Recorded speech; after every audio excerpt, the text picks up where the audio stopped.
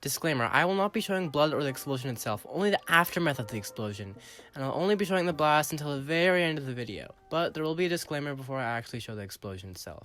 So, if you don't feel comfortable around violence or anything surrounding that, I recommend that you either watch with a trusted adult or friend, or either turn off the video and go watch some of our other Stand to Go videos, or even read some of our articles. Anyway, let's talk about Beirut.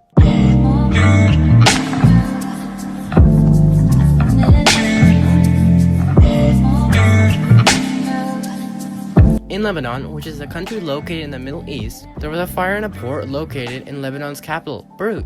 On August 4th around 6 p.m, locals saw white smoke emerging from the warehouse. There was a large explosion afterwards, with what locals say was followed by smaller blasts, which sounded like fireworks. 30 seconds later, a huge shockwave followed.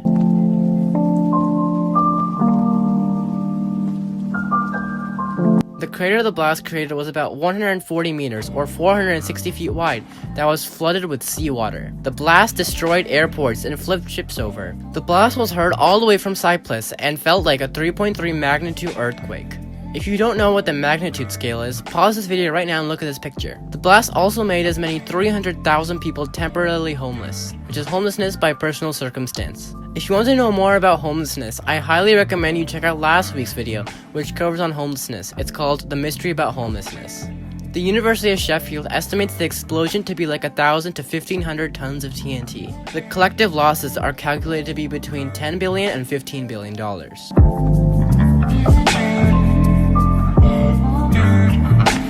The president of Lebanon, Hassan Diab, says that he blames 2,750 tons of unsafely stored ammonium nitride, which was stored in that warehouse where the explosion was. Ammonium nitride is the main source in many mining explosives and is exploded by using an explosive charge. This is also not the first time ammonium nitride has been used in a large accidental explosion. The president has arrested at least 20 people as of right now and is doing an ongoing investigation on the cause of the blast, stating that the incident is unacceptable. However, some do believe that the president is the cause of the explosion.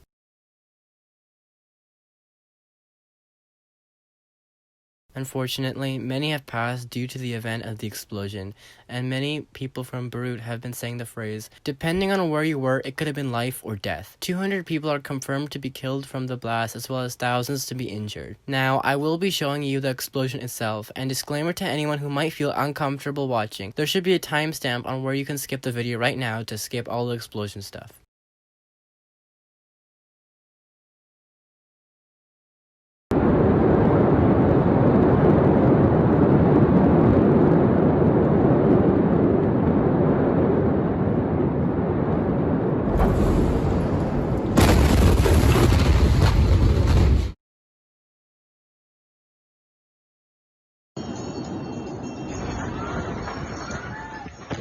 And there you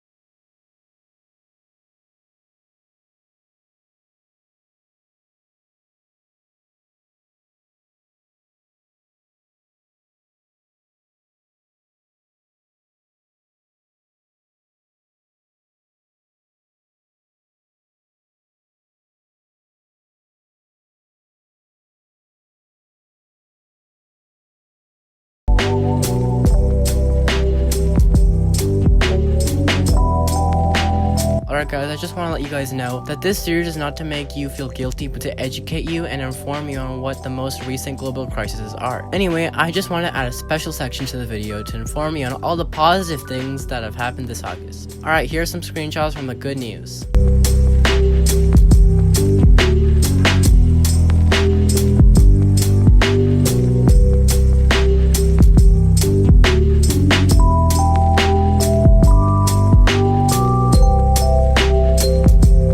Alright, I know this episode is even longer than last week's, even though I promised it to be shorter, but whatever. But there's so much to cover, and there still is a lot to discover, so go ahead and conduct your own research. I've left the links in the description below to help you base your research off of. And since this is an ongoing investigation, I guarantee there are going to be updates found, so go ahead and uncover the rest of the story for yourself. Alright guys, I'll see you guys next week or in 2 weeks. I really need a vacation after all this. Just kidding, you can count on me to be there for next week.